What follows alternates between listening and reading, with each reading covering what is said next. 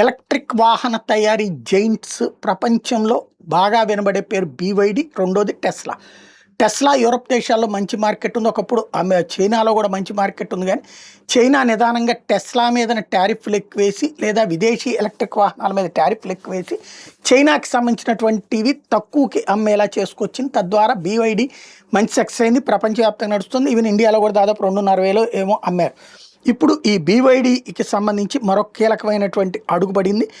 Mega factory ఏర్పాటు చేస్తుంది San ఫ్రాన్సిస్కోలో.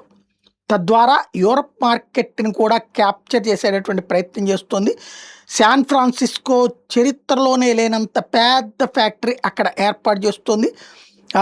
తద్వారా అమెరికాలో పెట్టుబడులు పెట్టినట్టు ఉంటుంది. ఆ పెట్టుబడి పెట్టితే కనుక వాళ్ళు అక్కడ ఎలాంటి ట్యాక్స్ ఇయ్యనన్నాడు కదా అమెరికా అధ్యక్షుడు. కాబట్టి ఏ ట్యాక్స్ లేకుండా అక్కడ అమ్ముకుంటే కనుక బోలెడంత తేడా ఉంటుంది టెస్లాకి దీనికి. తద్వారా యూరప్ మార్కెట్ మీద కన్నేసింది చైనాకి సంబంధించినటువంటి బీవైడి. రాబోయే అందులో ఇంకోటి ఏంటంటే వేగవంతమైనటువంటి కార్ల తయారీకి గాను రోబోస్ని వాడుతోంది.